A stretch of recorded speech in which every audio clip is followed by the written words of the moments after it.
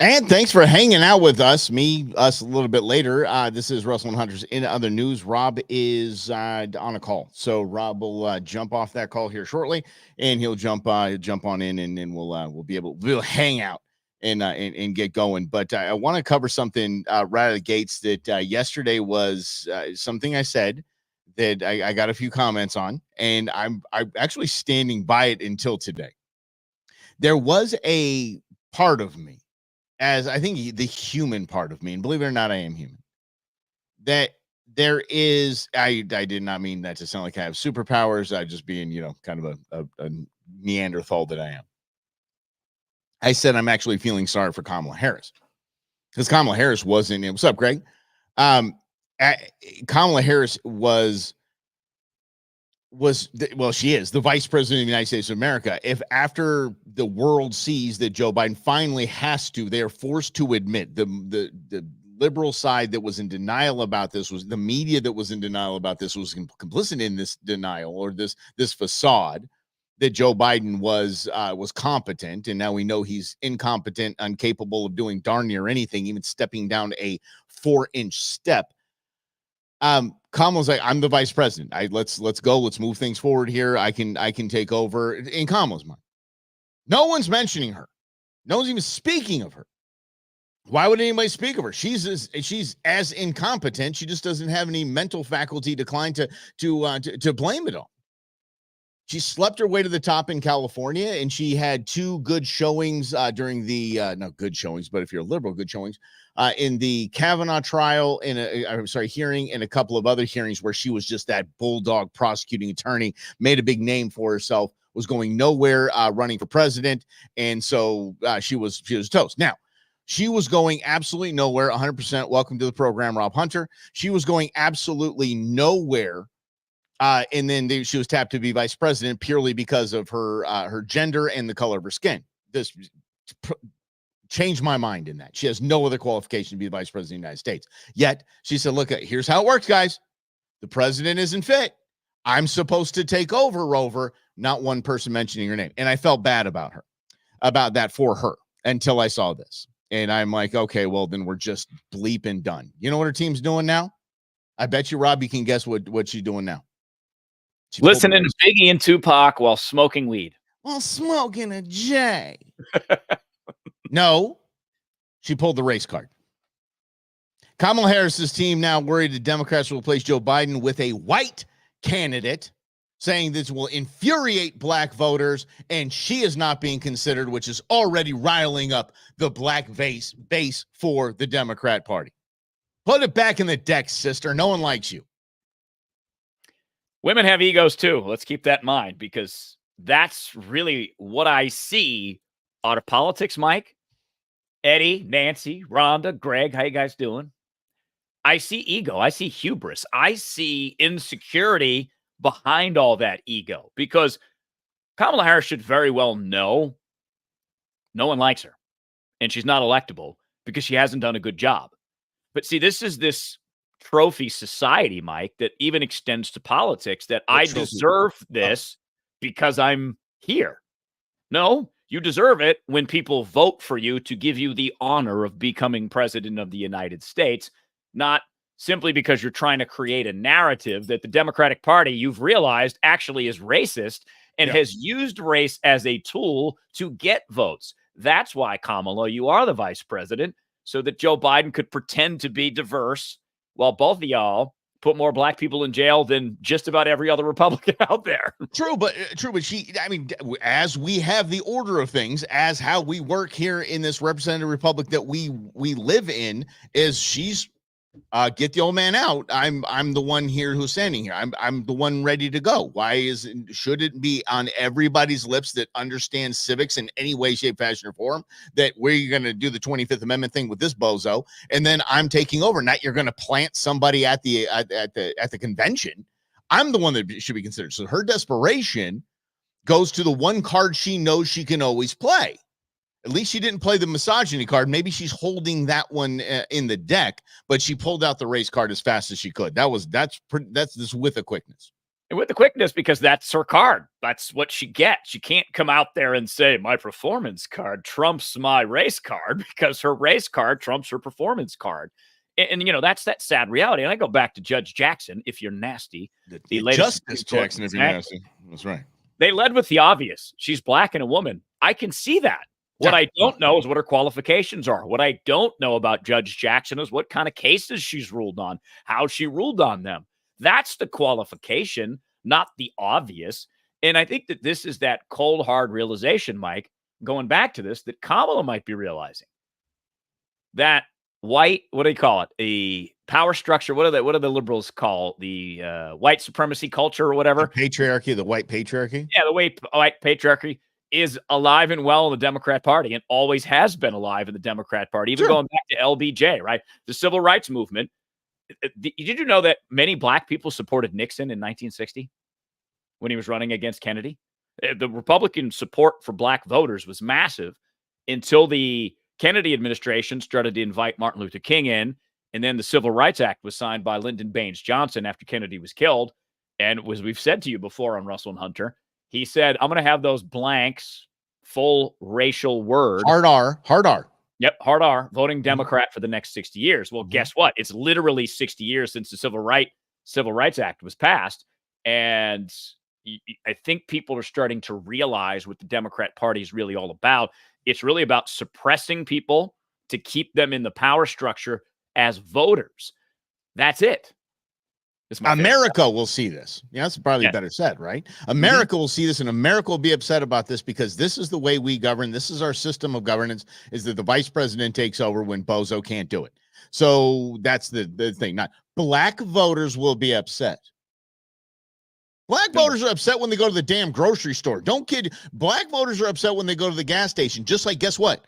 White voters, Asian voters, brown voters, every kind of voter in the United States is pissed off right now. Not at, Uncle Joe didn't pick Kamala. The DNC didn't tap her on the shoulder and say, you're ready to go, sister, because you're not. You weren't ready to go when they tapped you. And by the way, guess who's running the Democrat Party? Barack Hussein Obama and Joe Biden. Joe Biden is the only reason, and Hunter Biden, from what I understand, the reports out of Camp David, was he at Camp David this, or is he in Delaware? Yeah, anyway, it's in Camp David this weekend. The big family huddle up, right? The big family huddle up with, Annie Leibovitz was there? Yeah, they had a photo shoot, a long scheduled photo shoot with Annie Leibovitz, one of the most famous photographers out there, like you do. She's actually funny. She actually said that Annie Leibovitz said that she was part of the documentary team for 25 times 5. That's the Rolling Stones documentary on their 25th anniversary. She goes, touring with these guys made me a feminist. Anyway, I've always been a fan of Annie Leibovitz. Her work is silly. So she's an artist above artist. So anyway, so not knocking her there. She gets takes a few shots at the first lady. That's cool. In the Vogue magazine thing, the best thing I saw on online the last couple of days was that cover, and it just had captioned this. Brutal. Oh, the internet, you guys are champions, absolute champions. And now I forgot where the hell I was going with that. But the Kamala Harris thing, the racism. Where were we going, Robbie? The Kamala Harris, the racism. Oh yeah. So anyway, that's Joe Biden. Joe Biden over at Camp David over the weekend. He had his entire family saying, "Dad." I mean, even Ashley was there. After their shower, it was, "Dad, it's time to move on." And it's by the way, Snopes even cleared that that's real. It's time to move on. Not if you're Hunter Biden, because you're toast. If Hunter Biden, the minute Daddy's out of office, Hunter Biden, you are toast. And the second was Jill, because Jill's not ready to let go of the first lady position. She is not ready to let go of this power.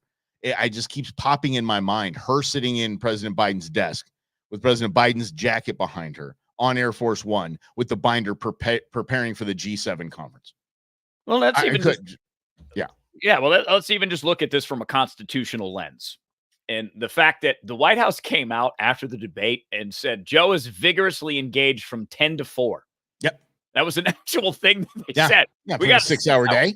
Plus, there's a lunch in there. There's got to be a lunch in there somewhere, because that's prime lunchtime. So he's engaged from probably 10 to noon, and then from 1 to 4 after. And he might even sneak in a 30-minute nap after lunch. I don't know. And I understand, I had a big plate of mess and nachos yesterday. After lunch, I was useless. I was absolutely useless. So he's, come on. Yeah. Mm-hmm. So I bring that up because let's go back to the Constitution, because the real crisis of this is that if we have a president that works 4 hours a day, all kinds of things have to still get done without the president. Decisions are being made without the president. So who is making those decisions? And is that constitutional? Because it doesn't seem to be constitutional. So just take emotion out of this, whether you like Biden or not. And if this was a Republican president and it was acting this way, would you have the courage to say, yeah, all right, we need a change? Because this isn't about Democrats. This isn't about Republicans. This is about all of us. And I think that what is exposed here, in addition to what you're saying, is it doesn't seem that politicians understand you still have to govern all of America, whether they vote for you or not. And the Biden team and the Democrats have really no interest in governing you if you don't vote for them. And I think that that's the real tragedy of this, especially under the mask of Biden's not really there as president of the United States.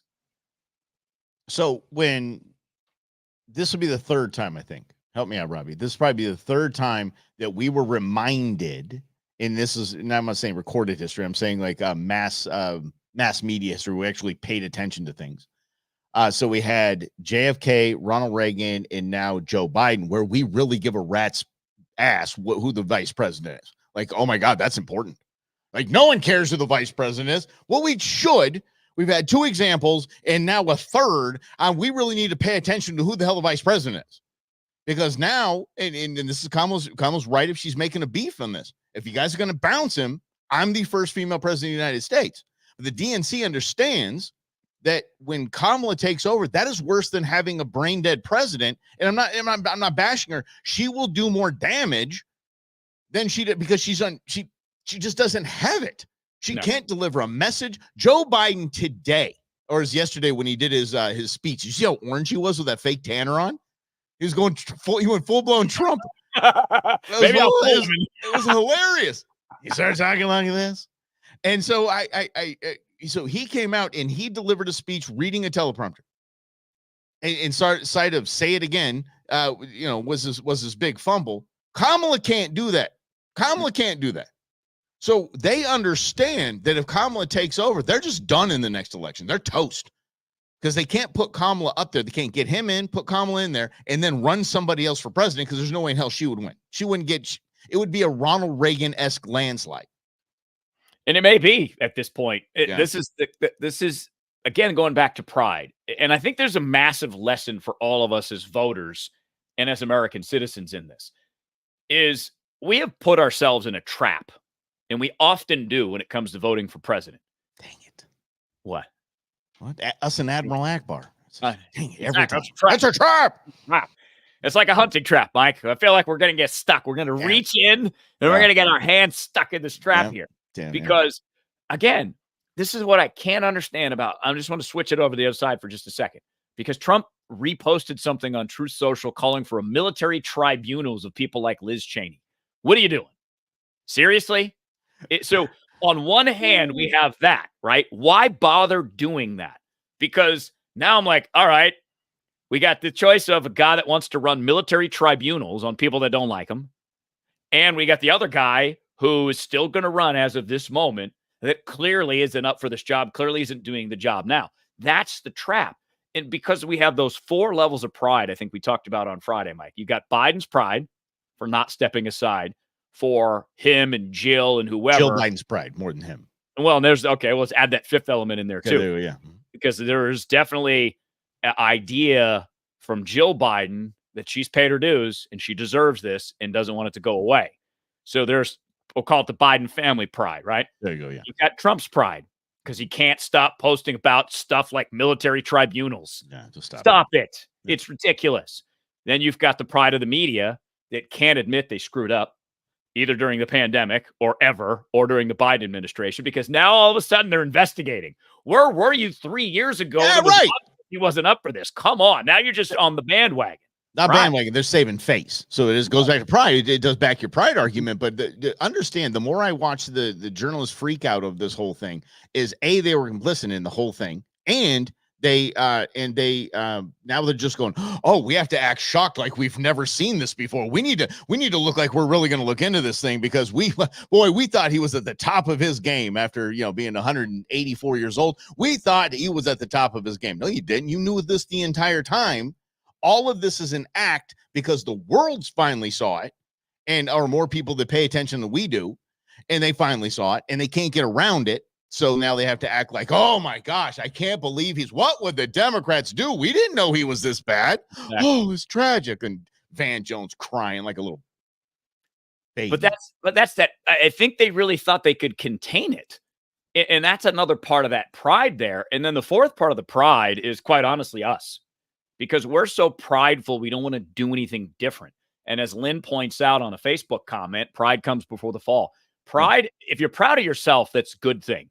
But when your pride goes too far, it becomes hubris. Hubris is that dangerous human element in our own lives, because that could cost you relationships. That could cost you a job. It could cost you a path forward. But as a country, it can cost us all those things. Like, that's the craziest part to me, is that we're not taking this to heart in rethinking what our power structure is really like in this country. That's the part to me that is a little bit wacky. Now, let's say, and I just want to pivot just a sec, because I had a conversation with some Trump voters on Saturday night, and it was really productive and good conversation. I said, okay, I think we can all acknowledge in this country, from progressive all the way to the biggest Trump supporter, the Department of Justice is out of control. They have way too much power. 100%. So, and I would say this to conservatives. So while we were voting for candidates and agreeing with court decisions to give the DOJ more power because they went after criminals, drug dealers, whatever you want to call it, they now use that power against Trump. So the base of that is the power of the Department of Justice. It's not enough to just vote for Trump and expect the DOJ is going to be fixed. This is something that we as voters, as conversationalists, are going to have to continue to hold people accountable for, because it is out of whack. And it's not just going to get fixed because we fill in a bubble. It's filling in a bubble. It's holding them accountable. It's sending people home. It's trying to find new candidates to run, encouraging them to run, boosting their chances, putting up yard signs. Back to the basics, Mike. Get down to the ground level. No, I'm down with the grassroots level. The problem is the grassroots level rarely has the $100 million that it takes to get someone to be elected senator. They have the $1 billion it takes to get someone elected president. So there's a little more issues there, but I do agree with what you're saying there. I actually heard this. I'm not ready for this to buck. We'll talk about a pivot. I heard a few rumblings about Mark Kelly, senator running for president. Mark Kelly. Okay. You look at the entire Democrat bench. I actually saw it and was thinking, yeah, they put him in, and he would do the same thing he did to become senater. Nothing. Just, I'm an astronaut. Look at me. And then they puppet his wife out there and they prayed, oh, look at, I'm such a devoted husband. And oh, shut it. Yeah. So they do the same thing, and it'd work a hell of a lot better than Biden, hell of a lot better than Kamala. There's no one else on the bench. No one else. That's the other sad reality, isn't it, Mike? That they still think Biden's the best chance of winning. They don't think Newsom can win. They don't think Whitmer can win. They certainly don't think Kamala, the vice president, can win. They are convincing themselves that only Biden can beat Trump. And that's pride and hubris in and of itself. Good luck with that. Yeah, exactly. So going into this, and I'm sorry we spent 18 minutes on that, because I was blown away that well, not blown away, but I didn't expect that one. I didn't see that one coming. That Kamal would just throw the race card out there so quickly, and it came. I mean, from a descendant of a slave owner, I don't. It's really weird throwing the race card out there. It's just me. Barack Hussein Obama is just he's pulling the strings on this one, and from what I'm reading is that from behind the scenes he's basically trying to get Joe gone. That tweet that he sent out was not in support of Joe becoming president again. It was not in support. And again, you can't hate Donald Trump. You look at the decline. Go watch. And Rob and I have played audio and video of this man for 6 years now, and 5 years now. And Joe Biden's decline from the minute that he said he was going to run for president has been quick. It has been noticeable. And to think that I'm just going to vote for Biden because Trump is bad orange man, you have to understand where Biden will be. Not just, I mean, we'll hope alive, but damn, he's not going to be able to walk a flight of steps. He's not going to be able to finish a sentence in a year. If you look at the decline, if you just go simply by the trajectory of his decline, you're like, that's still a trajectory, right? When you're going down. So yeah, right. So trajectory, not the vector. But the trajectory is quick, and it's scary, and you're voting for the vice president at that point, and that should be the Trump campaign. Now you are voting for Kamala Harris. A vote for Donald Trump, vote for Joe Biden is a vote for Kamala Harris for president, and that might be the Democrats' best option because there's nothing you can do about it. So if they think Biden can win an electoral vote, get to the magic number of 270 on election day or 6 days after whenever the results come out. Yeah, no joke. We're still receiving votes 5 days later. Yeah. And they may just 25th Amendment him then, or he may just say, all right, Joe, here's the deal. You're going to win. And then on January 19th, you're going to step down, or January 20th, you're going to step down, and we're going to swear in Kamala. And then we're just going to support Kamala as best we can and hope that it's not an unmitigated disaster. But the challenge in that is 2028, because if Kamala is the president, there's no way she's going to all of a sudden figure out how to perform. So the Democrats might be shooting themselves in the foot, going back to Barack and him trying to say, well, there's Michelle over here who could do it. And then I could come back in the White House like the Clintons wanted to. And then I'm the first black president. She's the first female president. So, good for us. So much. I'm being such a good boy. I'm being such a good boy right now. And I'm you don't need thoughts. Head thoughts. Head thoughts. I'm learning. Yeah. I'm learning. What do you mean I don't need to make those jokes? I can make jokes, but I'm telling you, I'm learning. Yeah, but that's all right. A played out joke by now. No. You didn't know what I had loaded up, kid. It's actually that's even worse. I got new it's worse. It's a lot worse. Yeah, I got a bunch of new hot ones in there. But makes intern Beans laugh her butt off. It's funny. So anyway, let's get to the freak out du jour over the immunity. You would think, if you go by the liberal press, you would think that the ruling yesterday by the Supreme Court was was Donald Trump. Like the Supreme Court said Donald John Trump has immunity to do everything that he wants. That's what they want you to believe, that they've just made Donald Trump king. Because Sotomayor, I believe in her dissent, was something like, is this akin to being king? Which is the dumbest thing I've heard. Come on, Sotomayor, be a little better than that, Justice. I think you're a lot better than that. But you should be a little more creative than that as well. It's like calling Hitler, just pull the Hitler card all the time.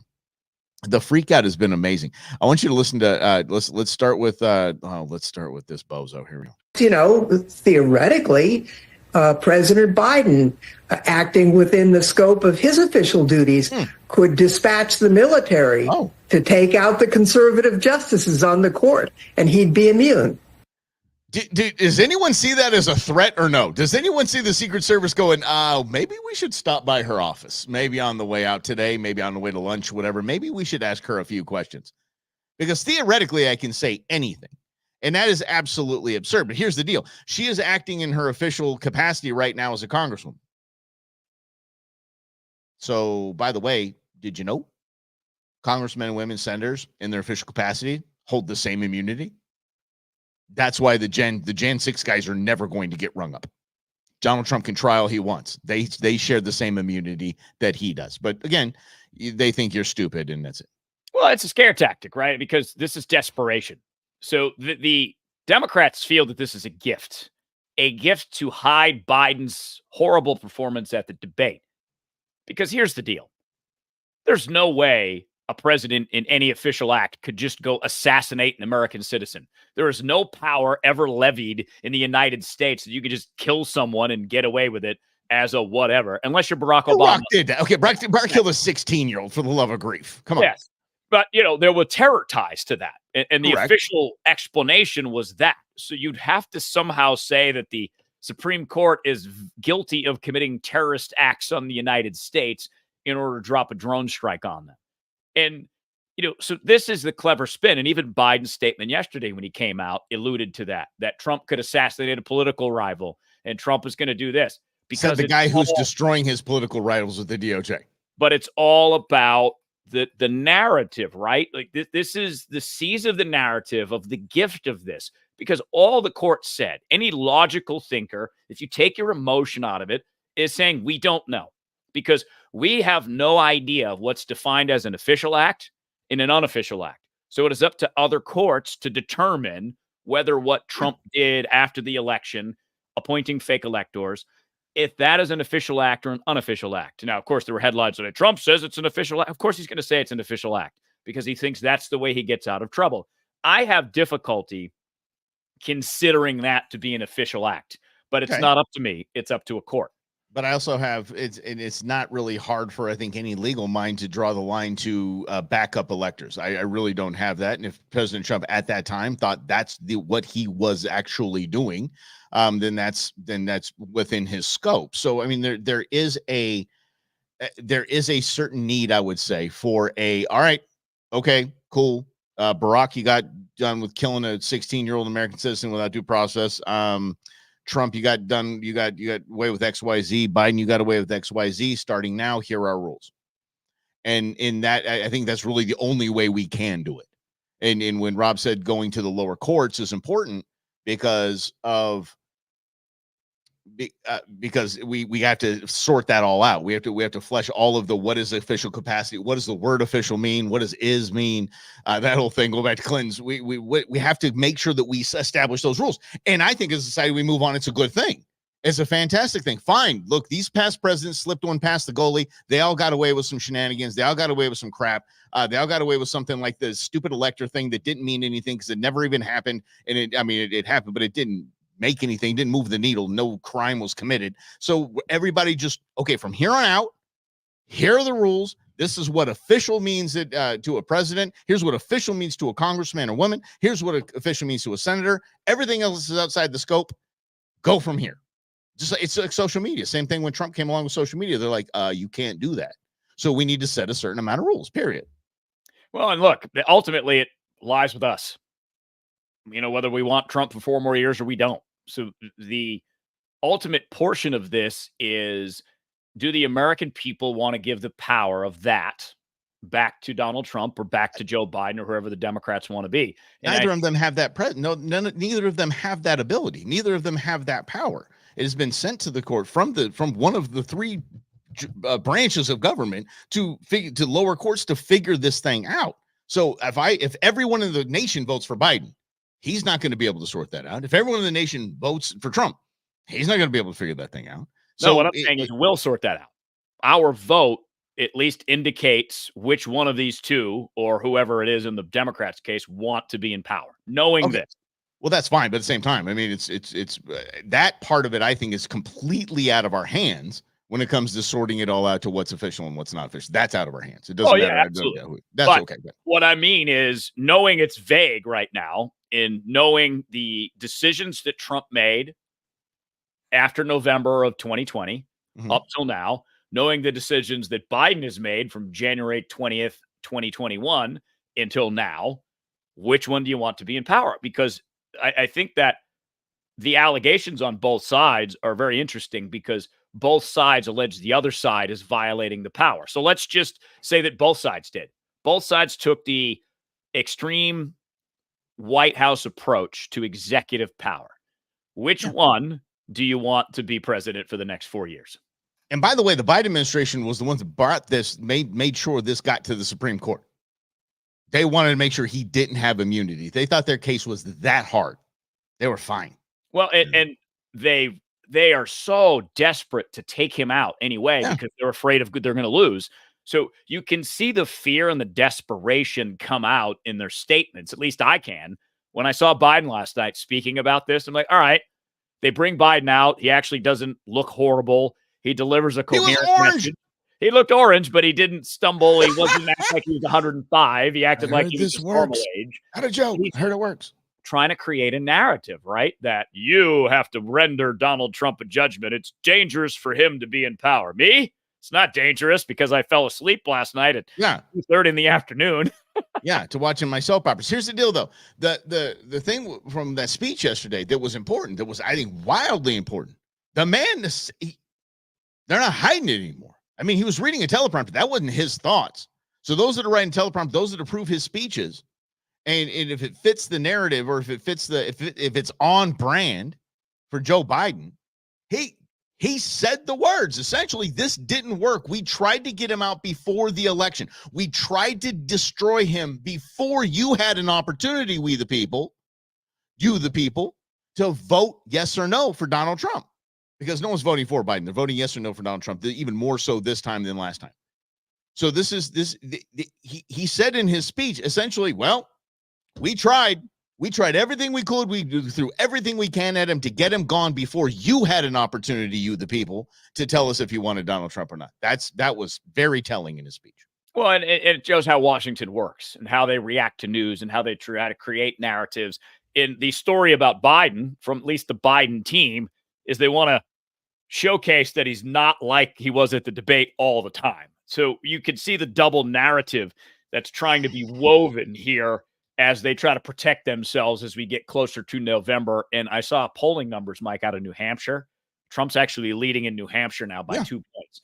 So this could be, if the Democrats can't figure this out, to your point, Mike, a very big win for Donald Trump. Obviously, he's not going to win state like New York or California, Washington, Oregon, but a state like New Hampshire, which typically votes Democrat, Michigan, right, that Trump won in 2016, there are many opportunities now for Trump to get to 270 because the Democrats showcased their real operation of Biden at the debate.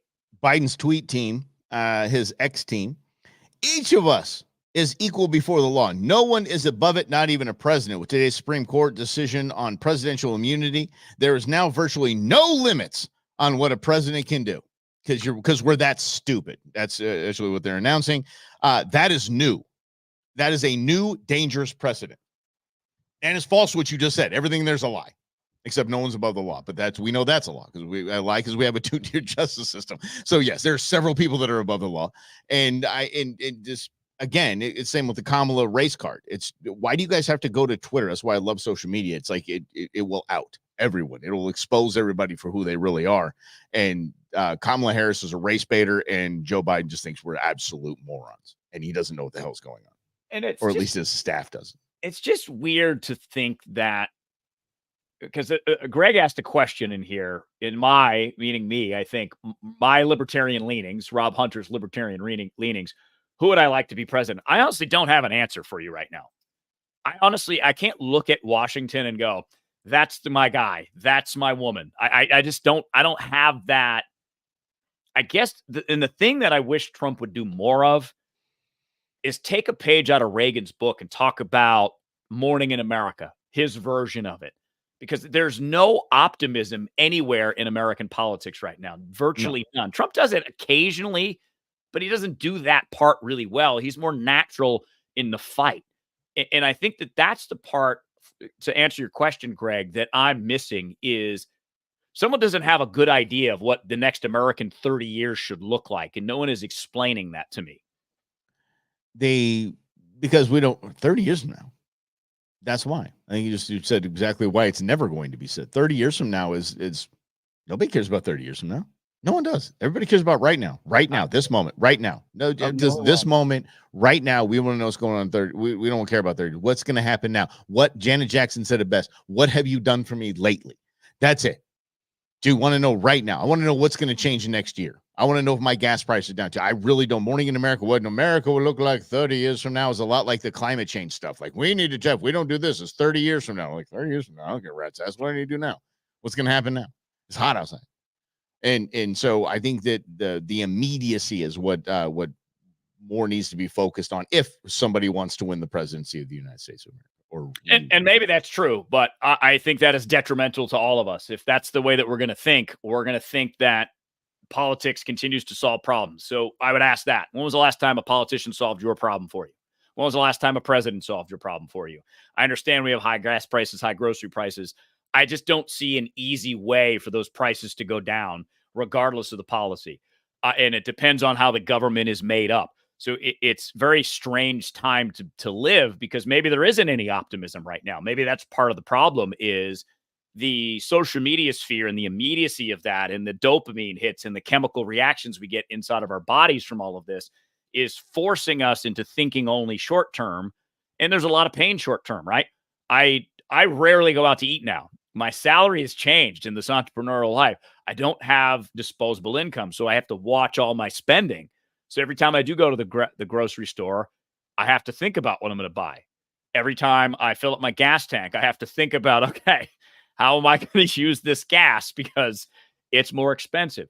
So I understand all that, but I'm in the solving this problem for myself and adjusting my life to this reality without trying to wait for some white horsed savior to come in and save the day for me. We already have a white hooded dude in the White House right now. I didn't have to go with that. Yeah. Yeah. He's definitely closer to that than very much so. I always love the fact, and this isn't kissing Trump's boots, but I always laugh at the man's a racist. The man's a he's so racist. He isn't that. That man literally has given incomes, livelihoods, benefits, retirement packages to more non-white people than any of the power structure in DC combined. Oh yeah, he's the racist one. Really? What laws did he have that hurt black and brown people? Oh no, all the people that are currently in office did. Yeah, oh yeah, they had that. Wait, what did Donald Trump do? Oh, he gave them all jobs before he was even a politician. All of them got jobs. Everybody gets jobs. You think about his industries and the percentage of non-white people in his industries, in his business. It's staggering how much he has contributed to the advancement of Hispanic communities and black communities.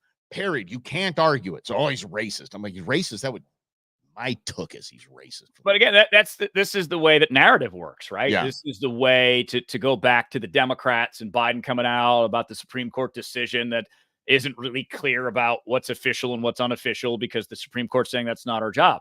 That's just the facts, ma'am, as Sergeant Friday would say in Dragnet, just the facts.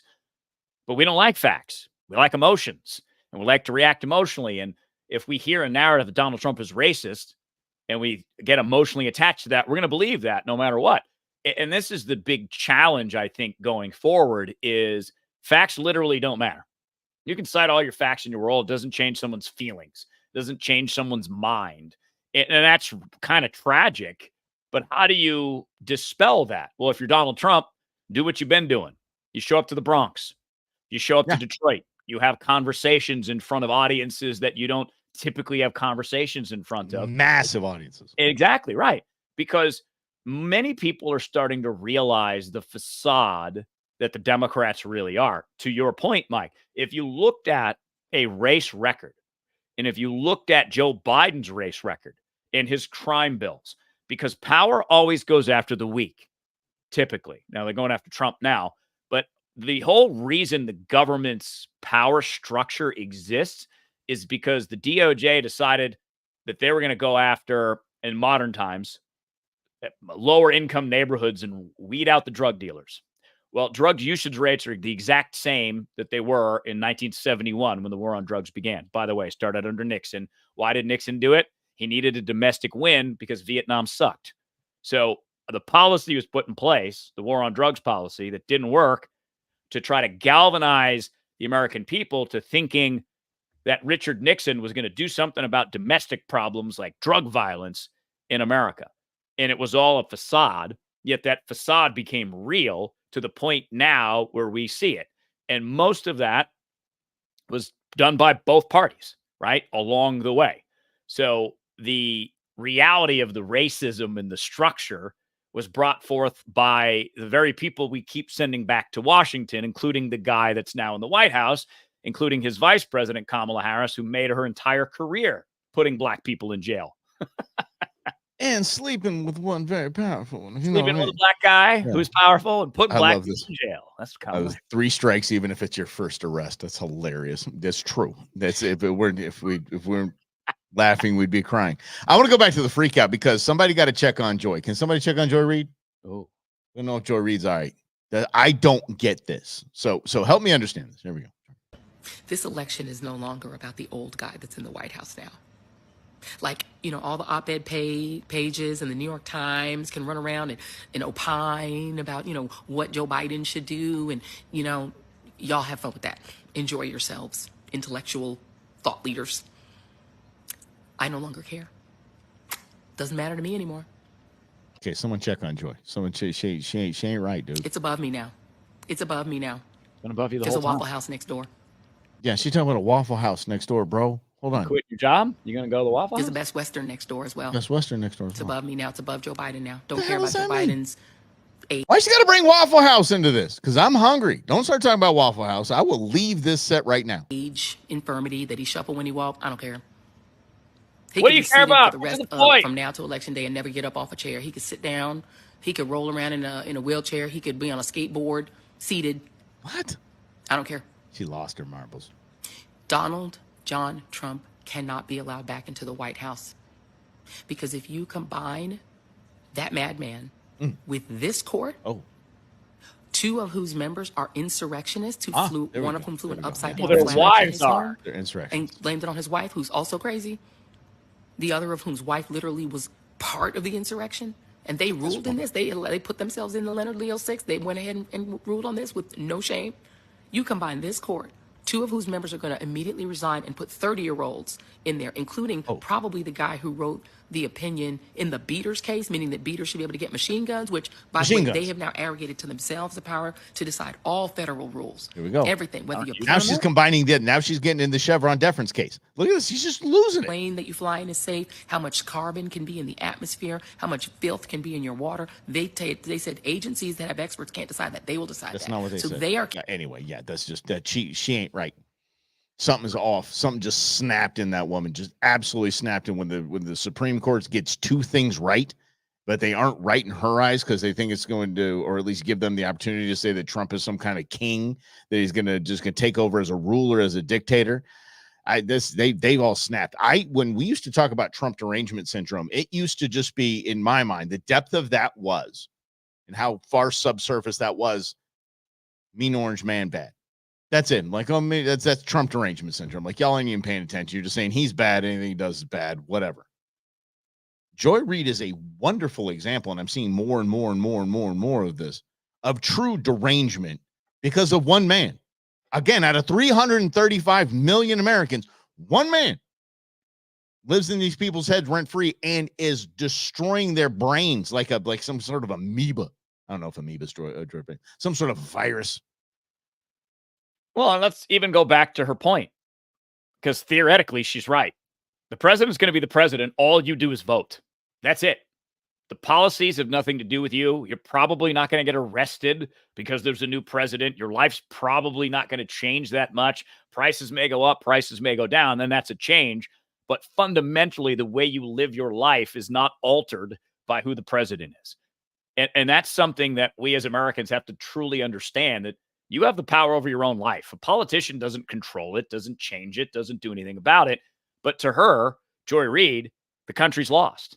But this is something that so many people on the right think. But there's a Waffle House next door. And I love it. And this is where we should go talk about the country's demise, over at the Waffle House. Let's go hit the Waffle House. Because I was talking to the Trump voters the other day, and some of them really believe the country's already lost.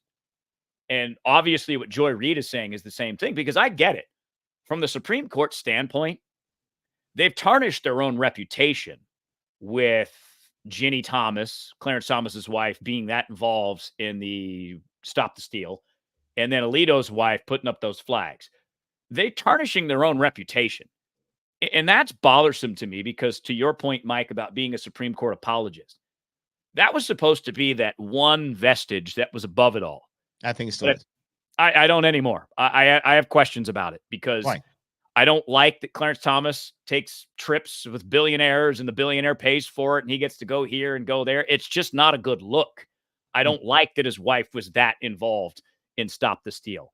I don't like that Alito is saying the same things and doing some of the same things. I think it's a bad look for a court that is supposed to be neutral, because the narrative that keeps getting reinforced that is working is to expand the court. And every time something like this happens, that conversation continues. So that conversation, expanding the court, becomes more and more prominent, more and more popular, and it may happen. And it may fundamentally alter all the things that we do, all because you can't not go on a trip with a billionaire. You can't just say, you know what, I'm a Supreme Court justice. I'm going to pay my own way. Hold on a second. There's only one way to fix that is Congress. You can pass it. You set the rules. Well, then set the rules. Then just like the lower courts are setting the rules for what's official and what's not. Set the damn rules. But see, there's no rule. There's no rule that your billionaire friend can't pay for a trip for you to go on. There's no rule. I'm not saying there needs a rule. I'm saying there needs to be restraint. Going back to the Washington model, say no. So what? You're going to go on a yacht, rent your own yacht. Sotomayor making money selling books in a very shady way. Same thing. That's what I'm talking about. Okay, then if they're all shady, set the rules. Don't pick on one side of the court or the other. Set the rules. Then it's a way straight across the board. Here are your rules. Here are your standard of ethics. This is what you all have to abide by, or you guys get reprimanded twice. You're gone. It's simple. Doesn't it seem that way? No, it doesn't seem simple at all. But I think it's simple. But I'll take this though. If I'm going to run somebody on their record, period, to run on the record. I haven't seen a decision where I'm like, that really shouldn't have been that way. You really dig into it and actually look at it, not believe into the media narrative of it. I think they're doing a bang-up job. I think they're doing a fantastic job. Do I agree with everything they do? No. But do I understand what they do? Pretty much, yeah. Yeah. Even the dissenters, I get it. I feel you on the dissent. I get what you're saying. But the fact of the matter is this system, this checks and balance system, has worked pretty damn well to this point. And I think the glue that holds that together is simply the Supreme Court. Yes, but they have to stay glued together, is my point, because now the glue's getting looser because of these stories and these allegations, whether they're right or wrong, whether it's influenced the court decisions or not. You have another half of the country, millions of people that don't trust it. And now you have millions of people on our side that don't trust things. That's the real big issue here that isn't fixed by new ethics rules that Congress will never pass. Sure. The challenge that I see is the massive lack of trust that has permeated American society that is basically divided in half, where, okay, this side doesn't trust, say, the Department of Justice and all the federal agencies. Now, the other side doesn't trust the Supreme Court, doesn't trust Trump, doesn't trust Republicans. This side doesn't trust Democrats. That's a bigger issue to solve than just the nuts and bolts of the law to me, because this is the American spirit. This is how we view America and how we feel about America, going back to my point about 30 years from now. 30 years from now may not matter to you, but it matters to Mike's kids. It matters to if they have kids. So it's all relevant. And if we're so focused on the now and tearing each other down, we're going to tear the whole thing down eventually. Well, I agree with that, but I think if you put a gun to 100,000 Americans' head and ask what Ginny Thomas was up to, no one would know. No one. I don't think that's tearing apart the court. I really don't think that's tearing apart. It goes down to the decisions and the freakouts of those decisions. Joy Reid saying they're insurrectionists actually perked me up. I'm like, what the hell is she talking about? And I follow this stuff. I'm like, how can you draw in they're insurrectionists? I'm like, knock this crap off. And this, I'm talking about Joy Reid, not you. So, but I don't believe that 2 or 3, even Sotomayor or anything like that. I don't think that any of their outside shenanigans has impacted their record at all. Their record's fine to me. I think that they literally are keeping this crap together. If not, we're kind of hosed. And their decision on the Chevron case was excellent. Might damn well has saved this country from over the entire government takeover. And she's starting to lose her shit about it. Going, I'm sorry, starting to lose her stuff about it. Going. Now that they don't want the FAA to have safe planes because they're the experts aren't going. That's not the damn ruling. For the love of grief. No, but what I would advocate is for Sotomayor to not sell books in a shady way. For Agreed. Clarence Thomas to stop saying yes to billionaires. You're already in enough scrutiny. Stop it. Agreed. Alito, shut up. Just be quiet and just be a Supreme Court justice. End of story. Get a hand on your woman, man. That's what I mean. I kid. That's what the court need. The America needs some leadership that doesn't appear to be doing stupid things in the background to try to bank on their positions and make more money, because that's what it all seems like to me, whether it's Sotomayor, right, going to events and forcing those events to buy 10,000 books, which is standard practice and how books get on bestseller lists, by the way. Yeah, absolutely. It's all a facade. But that's the problem is no one actually says no. No one says, you know what, I could do this, but I'm not going to. Because even going back to Mike and I had a conversation with Congressman Schweikert in the Capitol about that.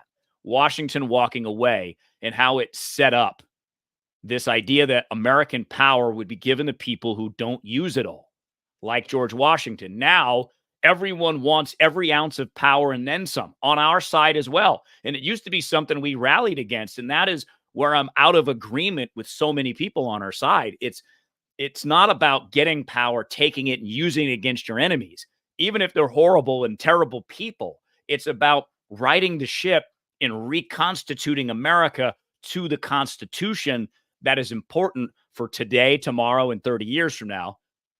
Now that I'm off my soapbox, Mike, back to you. Damn. Hold on. Do you need help? I'll grab Joe Biden. We'll help you get down that little 4-inch step there. No, buddy, I don't disagree with you at all. I really don't. Going back to it is fine. But again, I think it goes back to if you're going to stay on the Supreme Court, it goes, it just goes back to righting the ship. I'll just leave it at that because I could go on the soapbox as well. It is as far as righting the ship, but the ship can't be righted. Like I've always said, you always do what you always done. You always get what you always got. Exactly period. Right. And that's just it. And I saw some comment of here. I'm sorry, guys, they're moving pretty quickly here about the 2-tier justice system. With the 2-tier justice system isn't 100% because we have bad actors, because we have people that take somebody on a trip or something like that. That's not the major part of it. The major part of it comes down to money, because those in power with the money can squash anybody without in this justice system. That's the 2-tier. Not because your last name is so and so and so and so, and it matches up with so and so and so and so. That's a politician. It's the power that comes with the money that you have to fight something in court is where the 2-tier justice system comes. Period. It's impossible. So a lot of people say, "Oh, we just got to get rid of this justice or this court person, or we need to get rid of all these liberal judges." That's not what it is. It literally comes down to how much money do you have and can you fight it in court? And if you can fight it in court, guess what? You're at the top tier of that justice system. If you can't, you're at the bottom part of that justice system. I mean, look at OJ, right? OJ hired his big assembly team, and they worked. And the prosecution team, namely Chris Darden, who did the glove thing, dumbest move of all. And Marsha Clark warned him not to do it. He did it anyways. So, that's what you're up against. And Mike's exactly right, which is exactly why the power structure always goes after lower income people, typically, because you can't fight back. You got to hire a public defender, and public defenders primarily are overworked. At one point, there was a stat out of New Orleans. The average public defender spent 11 minutes on a case. How are you going to get justice with that? You can't. It's impossible. Build the city for 5 hours, though. Mm-hmm. Yeah, of course. I'm a servant. I'm a civil servant. But the freak out is when you see freakouts this big, especially by the media, just look underneath it. Because if you look underneath this freak out, what you're going to do is find out that it is actually a challenge to two of these things were a challenge to the power structure. Those two rulings were a challenge to the power structure. So that freaks out the media. The second is if you really look under the hood, when you see the media freak out, it's the covering for something else. And this is what they're covering for the debate. They don't want anyone talking about the debate. They want to make sure everybody's talking about the Supreme Court. They made Supreme Court. They've done a great job, starting with Schumer, I think, or at least Schumer got pushed the ball with a little bit more momentum to have this anti-Supreme Court narrative that's going on. And that was something easy to pull off the shelf when they were trying to hide the debate performance.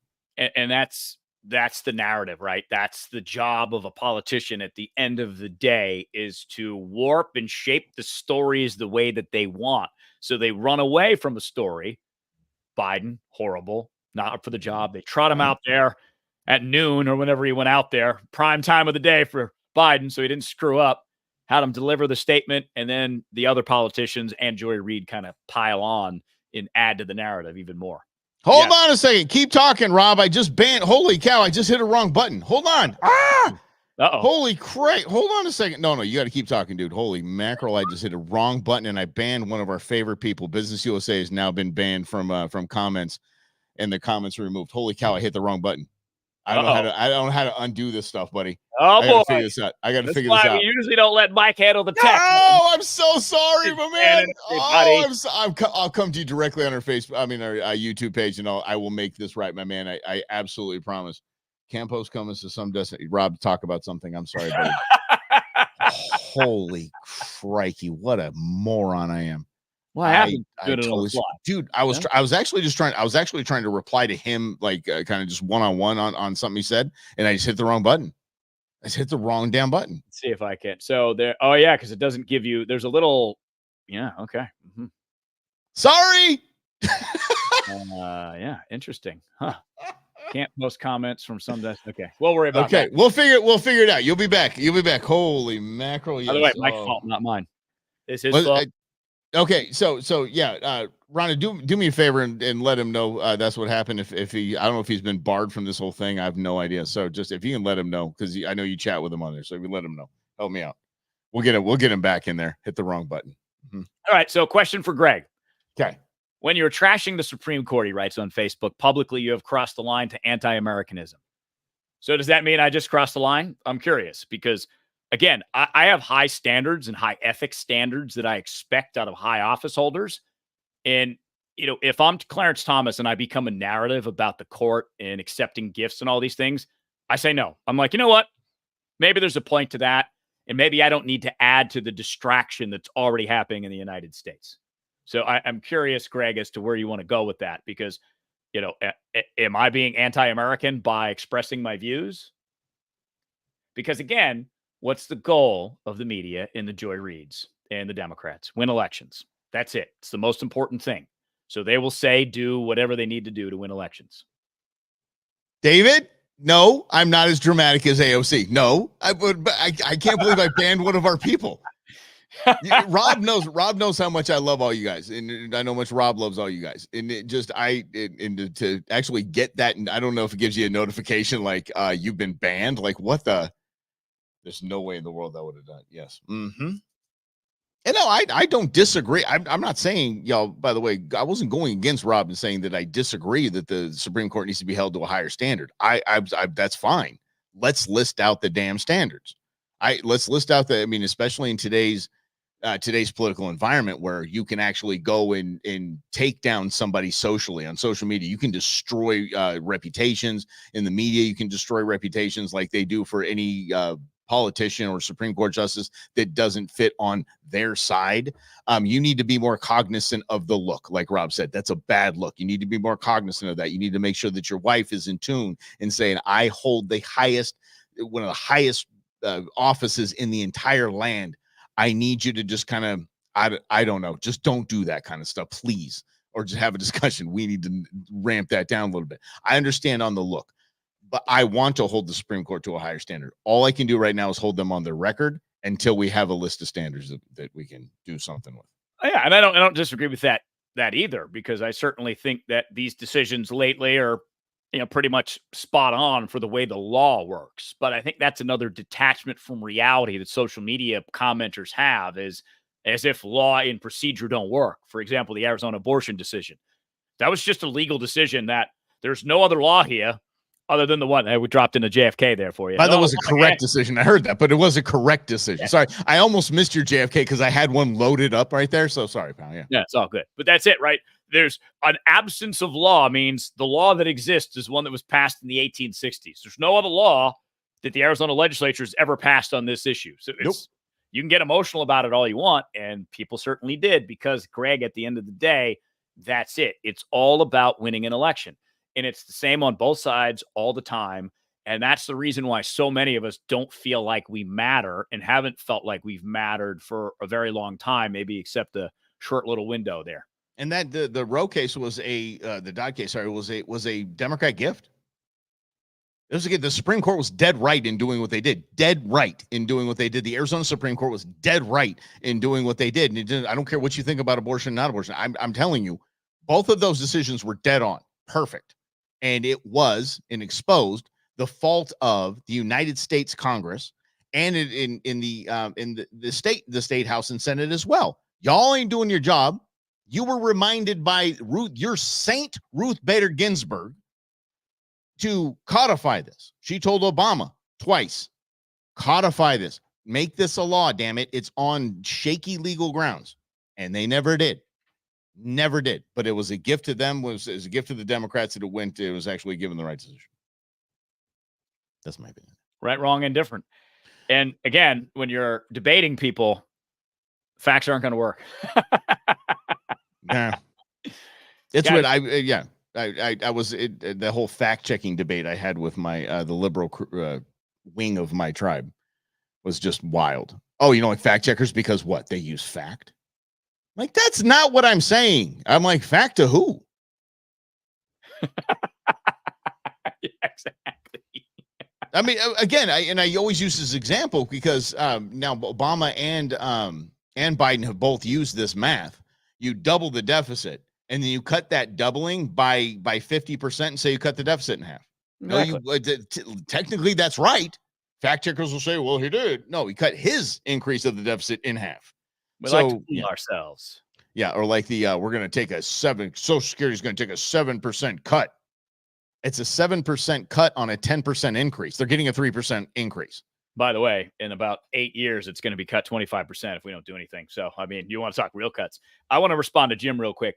Okay. And I don't disagree with where Jim's going. On YouTube, he writes, Supreme Court needs standards for the court, but also for personal life. Fine line that gets fuzzy. I don't disagree with that, but I look at the Supreme Court like I look at the president. It's a lifestyle. You're in it, and there's nothing you can do about it.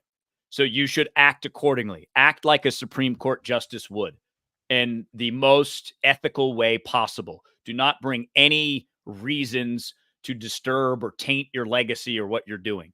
And I have a personal line as to if I were a Supreme Court justice where I would draw it if I were the president. I have no idea why I thought about these things.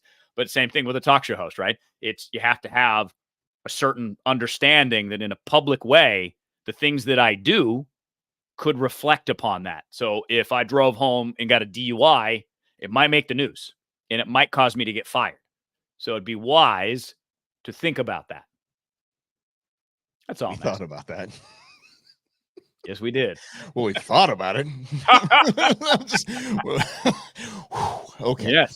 By the grace of God, go. By the grace of God. I actually had something loaded up for. We'll save it for tomorrow. It's out of Oregon. It's what they're teaching their grade school kids about what's going to happen if we don't switch to electric vehicles and solar today.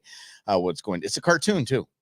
For the elementary school kids. It is disturbing, and I have that loaded up for you. We're going to give that to you tomorrow, right out of the gates at noon. Sorry, my man. Didn't mean to block you. I'm going to go fix that problem right now, Ron. Thanks for helping me out. Appreciate you. Appreciate you giving me the directions there. I will see you tomorrow at noon, everybody. Have a great afternoon. Thanks for hanging.